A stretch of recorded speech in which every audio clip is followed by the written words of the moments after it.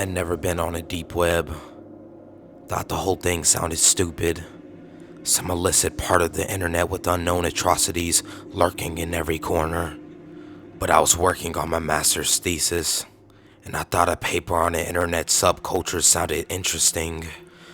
I got together with a friend, and he talked to me about Tor and showed me different precautions I could take to protect my identity and my computer while browsing the deep web. I was ready to explore this bizarre hive I'd heard so much about. Needless to say, for about 2 weeks I sifted through old websites that looked like they'd been developed during the 90s. Obscure internet relics floating out in the middle of nowhere. Derelict websites forgotten by time. Most of it was boring junk. Lots of Nazi conspiracy theorists, drug traffickers, pedophiles. It was what I expected. I would have been content to do my paper on Nazi subcultures on the deep web, or maybe even pedophiles. But I ran across something that really interested me. It was a forum awkwardly titled Enthusiast of Suicide. The name led me to believe the forum wasn't of English-speaking origin. The forum itself had a multinational array of boards for users from different countries. I saw boards in Spanish, French, Turkish, Chinese, a vast array of boards. But there was one common theme. Everyone on the boards was fanatically obsessed with suicide. People in the English-speaking boards would share different ideas about suicide, how to execute it, how to lessen the pain for people who are afraid of suffering. Stories about friends who had committed suicide, sharing explicit pictures of suicide with one another, people having discussions about it. It didn't seem to stop. Then on one of the boards, I noticed some people were talking about something called The Suicide Show. "It's on tonight, are you gonna watch it?" one would say. "No, I can't. I have a big day tomorrow. I plan on going into work with my 38 and killing my boss. Then I'm gonna kill myself," the other would respond. I cringed at reading this. The Suicide Show? If it was what it sounded like, then it would be some kind of webcast with a bunch of people committing suicide. I felt my stomach turn, and my palms were sweaty. But my mind was racing with curiosity. I had to find out what this show was all about. This suicide cult had already given me enough material for an exciting thesis, but this would be the tip of the iceberg. I found out that the show came on at 1 in my area. I fished around until I found the link to the show. My throat had a huge knot sitting in it, and I know I must have been sweaty, but I couldn't let my nerves get in the way of my research. I was doing important work here. The live feed came on with the eerie sounding MIDI playing in the background. The film quality was grainy, as if filmed using a cell phone or a cheap camera. A woman with a microphone held tightly in both hands, still with a forced smile on her face. I could see her mascara run down her face as if she had been crying. She looked like she may be in her 40s. She's Asian, and she looked incredibly uncomfortable and afraid. I gripped the armrest of my chair, my nails digging into it. She made me uneasy. The whole thing made me uneasy, but this was getting much more strange. She started speaking in a foreign language, so I quickly clicked a button that would display English subtitles on screen. "Welcome to the Suicide Show. I'll be your host for the evening," she said, her pitch shaky and unnerved. Just the sound of her frightened voice made this so much more surreal and slightly nauseating. "Let's start the show," she shouted with uneasy and forced glee.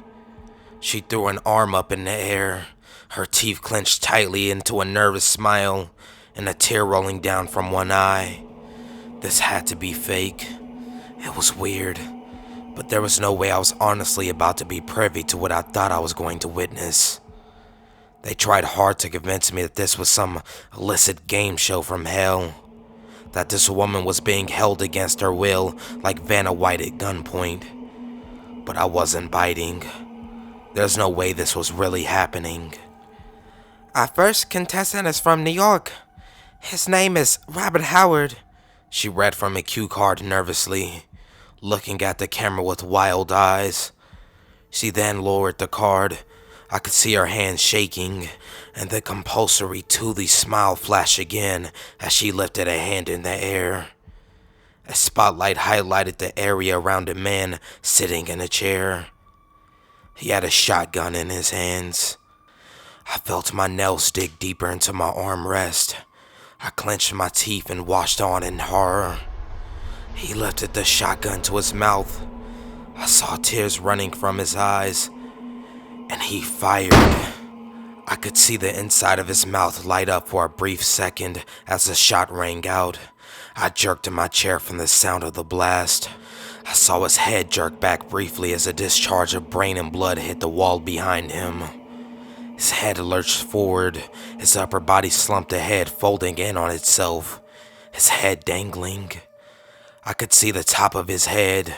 I could see the blood and the gore, and I could see the smoke wafting from where the blast had penetrated. I had seen plenty of horror movies, and I had seen plenty of gore on the internet to know the difference. I placed a hand on my mouth.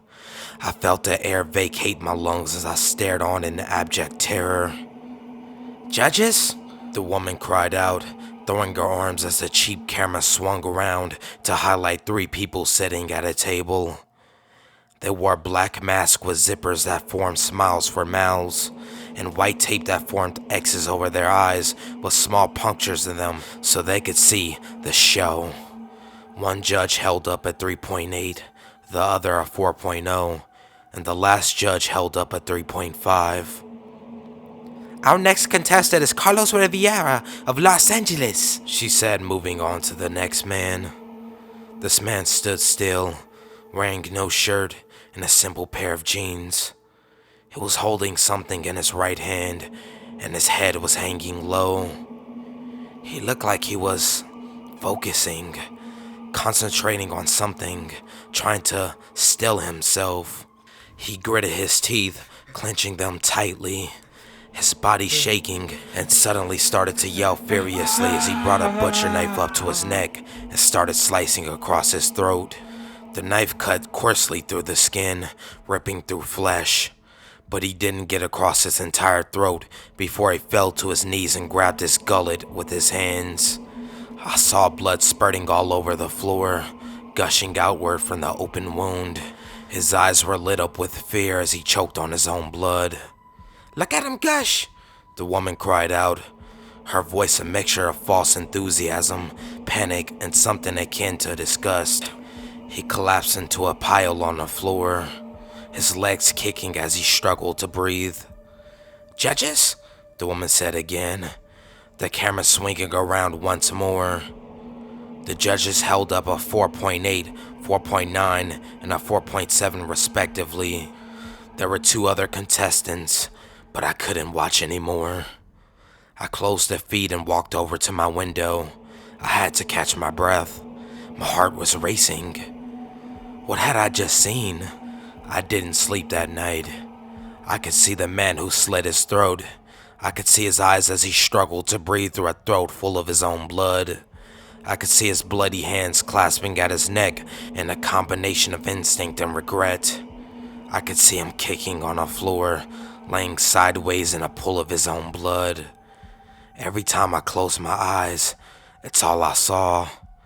Needless to say, I dropped the paper on the suicide enthusiast. Let me tell you from experience that the deep web's a disgusting human cesspit. You don't know what lies in the darkest recesses of the human psyche until you go on there. I learned that the hard way. I got suckered in by the crazy stories and hype my friends gave it. I wanted to see it for myself. So last week, I downloaded Tor and started browsing. I didn't feel the need for any extra protection, being completely new to the entire concept. In retrospect, I wish I had. I spent hours clicking link after link after link, and I was starting to get bored and a little freaked out. I had found a whole host of your typical crackheads searching for drugs, sites with hitmen for hire, and a shit ton of other military-grade weaponry. At one point, I found myself scrolling through post after post of vivid descriptions of animal abuse and how the sick fuckers who committed those atrocities get off to them every night. I wish I had closed my computer right then and there, but something kept my curiosity alight. Honestly, I think some part of me just wanted to see how fucked up the human mind truly could be. After a few more links to child porn and a couple of drug markets, I'd had enough. This is it, I sighed to myself. One more link and I swear I'm getting out of this hellhole. I clicked the link, going blindly into what, unbeknownst to me, would alter my already cynical views on humanity. I mean, honestly, when you hear a guy go on and on about lighting his dog on fire and watching it writhe, you tend not to think of the best of people, but this was a whole new level of twisted. The first thing that caught my eye was the curly pink font that served as the title of the opening page. It read, "Peace and Love." I remember it all too clearly as it seemed so out of place. I scrolled down to find an image album in a simple chat box. No one was online at the moment, so I went ahead and clicked the first set of pictures. I was not ready for what I was about to see. The very first picture was that of a young pregnant woman, bawling her eyes out. She looked scrawny and thin, with cuts and bruises marring her pale skin. She looked scared and malnourished, like she was begging for her life. I clicked to the next photograph and nearly vomited. The young woman from before was now sat in a chair, facing the camera, her dead, doe eyes boring into me. She was covered in blood, and her abdomen had been torn open. In her cold, unfeeling arms she held the child, still attached at the umbilical cord. Its half-formed, lifeless body was a deep crimson with blood, and one could tell it had been forcibly ripped from the womb. On the wall just behind them, written in their blood, were the words, "I gave them peace," in harsh, hasty letters. I don't know what possessed me to keep scrolling through the photo. It was as if I couldn't control my own facilities. The image only got more and more grotesque as I looked further. The following images seemed to be a time-lapse of the decomposition of the body. I watched them rot, sitting there together. I watched the face of the mother, which could have once been considered beautiful, wither and collapse in on itself as a fetid mound of flesh. By the end of the series of images, there were nothing but desiccated skeletons. I would have noped it the fuck out of there had it not been for a message that popped up on my screen. It was from the website chat. It read exactly as follows. "Hello there. Do you like what you see? Do you want more? Do you want to attain true peace?" I didn't know how to respond. I was rooted to my chair with fear. Then the sicko spoke again. "You don't have to be scared, Zachary. I love you. I want to help you. Let me help you." I managed to type a simple question. "How in the name of hell do you know my name?" Almost immediately I got a response. "I know everything about you. You know you really shouldn't leave your curtains open like that. You get a draft. You see, I just want to help you. Please just let me save you." My eyes flashed to the uncovered window behind me to the light of my webcam. My heart skipped a beat when I realized it was on. That sick fucker was watching me. I made a move to pull a plug on his sick son of a bitch when another message popped up. "Don't try to shut me out. I'll bring you peace. I swear, Zachary Tanner, it's the only real bliss in this world." That was the last message I got before I finally shut it off. Needless to say, I stayed off the internet for a long while after that. Just today I got back on, praying to God that it would have all blown over. Oh, how wrong I was. I logged into my email, only to find it spammed with emails from an account named "I'll Show You Peace." Each one had the same message. "I want to save you. I want to love you. I want to bring you peace," in all caps. But that wasn't even the worst of it. Each and every message had a candid photo taken of me within the last week. I've tried to involve the police, but they haven't been very much help. What do I do? Please help. About a year ago, someone introduced me to the shadow web, a sort of secret layer of the internet that you'll never find by Googling or looking up message boards. There are no in links on the surface web to the shadow web. And no, this isn't the deep net, in case you were thinking about that. Not some website with gore videos of freak accidents. I've seen those. I assure you this is something far more twisted. I never asked what his name was. He was a regular who came to the gas station where I worked at as an attendant last year. Every time he came in, he would buy $20 to $50 of Ucash vouchers, which I assumed were for porn subscriptions. I think it was a combination of his beige polo shirts and receding hairline that gave off the creepy vibe of a pervert. One day, he asked for $300 worth of Ucash vouchers, and I made the mistake of raising the question, what for? Have you ever heard of the shadow web? I remember him asking me casually as he counted $300 from a wad of $20 bills. I hadn't, so I shook my head. Then he looked through his wallet and withdrew a little slip, one about the size of a credit card. If you want to find out, he whispered. He leaned towards me and slid the piece of paper in my chest pocket. I gave him his vouchers, he left, and I never saw him again. Not long after, I left the job to return to school. It wasn't until a couple of weeks ago that I came across the old, yellowy uniform with the piece of paper still in the front pocket. When I opened it up and read its content, I immediately recalled my encounter with the creepy customer. The piece of paper had instructions on how to get to the gateway of the shadow web. There were a lot of steps, some more sophisticated than others. Unfortunately, I was both tech savvy and curious enough to follow them. The first thing you want to know about this shadow web is that you don't want to go there. I've seen plenty of fucked up things on the web, but nothing comes remotely close to the things I saw on the shadow web. Thinking back, I should have noped the fuck out the instant I saw the front page. I don't know why I hadn't. Maybe something is wrong with me. When I got to the gateway page, which resembles one of those welcome pages that pops up when you use free Wi-Fi at the airport or mall, the first thing I noticed was the word corpse fucking. It was underneath a search field among 30 or so other words, which I assumed were the most commonly looked up things on the shadow web. Things like skinning and mutilation. That should have been my cue to X out. There were a lot of other things too, other than sexual content and graphic gore footage. Things like instructions on how to make do-it-yourself roadside bombs. Things like Craigslist for cannibals and people who wanted to be eaten by cannibals. Things like a marketplace to buy and sell stolen identities, either individually or in bulk. I spent almost an hour reading up on leaked war documents and diplomatic cables on a site called InvaderLynx. The website looked very retro, if you know what I mean. The layout had frames and each frame had its own scroll bar. When I found myself clicking on links without thinking twice, I realized I had become comfortable in the shadow web.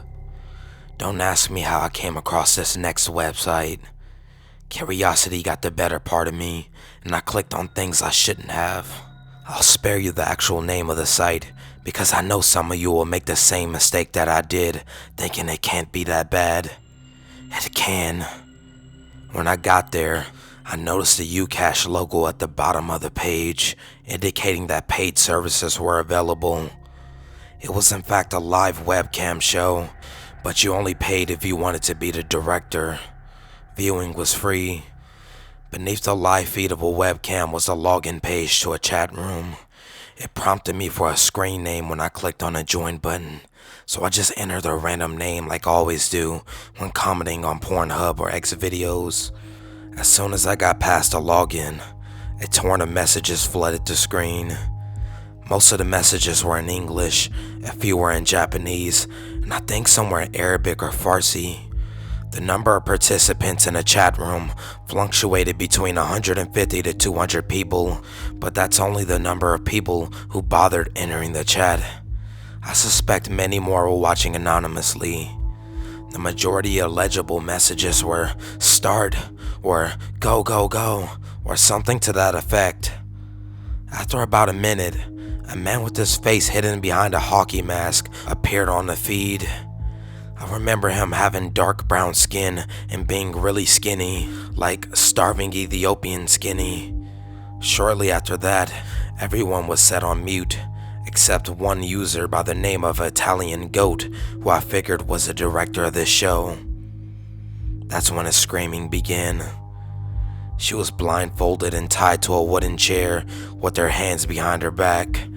A bigger, darker man dragged her by the hair until she sat dead center on my screen.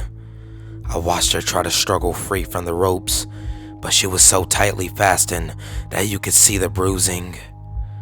God knows how long she had been tied up like that. Finally, the bigger man took the blindfold off and she stopped screaming.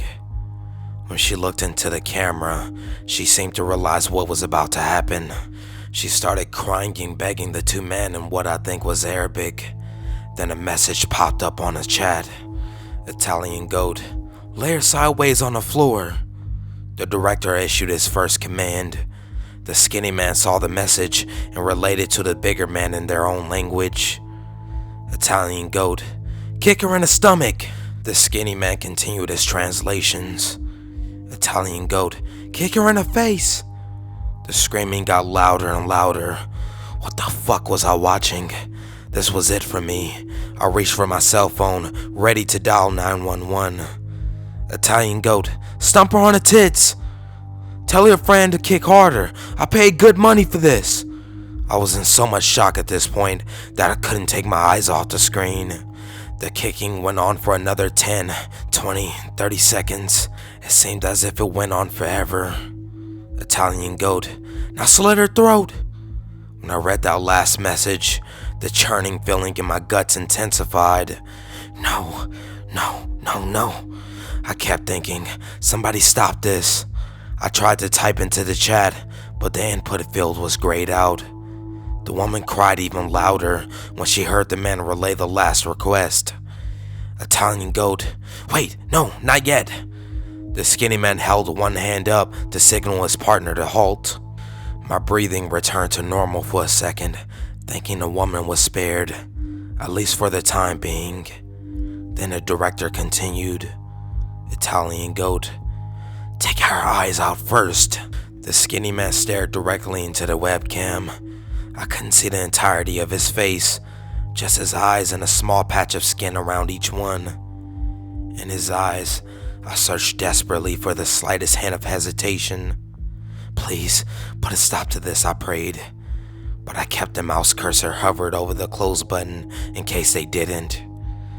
And then, the skinny man began typing, and a second screen name popped up on the log. Admin, another $500. My mind froze when I saw the number. $500. This woman was being tortured and possibly killed for a meager sum of $500. I was making as much every other week at the gas station, and I was barely making minimum wage. If I can offer $1,000 to stop this, I would. I would empty out my savings account if it meant saving her life. I would. I swear on my life. I'd pay anything to stop this madness. Italian Goat. Okay. I quickly shut off the screen before I could see any more. I wish my common sense could have kicked in earlier. I ran out to the yard where I regurgitated about 2 meals worth of vomit. It had been a long time since I felt this sick from watching something. When I was in junior high, some friends showed me a clip from Rotten.com. It was the one where a man had his skull sliced in half by the rotor blades of a helicopter he was in the midst of repairing. And then, over the years, I've seen many more videos like that one. Enough that I don't get the urge to puke in my mouth anymore. But let me tell you this. Seeing a live footage of a real person being tortured is stomach turning on a whole different level. When I was done spitting out the last bits of bile in my mouth, I heard screaming coming from my room. It was then that I realized that in my haste to turn the monitor off, I had forgotten to turn off the speakers as well. Her screams got worse and worse, until finally I was able to reach behind the desk and disconnect the speakers from the computer. The silence that followed was unbearable. It was as if my own hands had silenced her, killed her. I felt remorse such as I never felt before. I killed her. I thought to myself again and again, I killed her. The feeling was unreal. I had to find out if she was alive. As I reached over to turn the screen back on, a voice inside my head begged me to stop. I do not want to see what I'm about to see. But before I could stop myself, my hand already acted. The image on the screen was an image I will never, ever forget.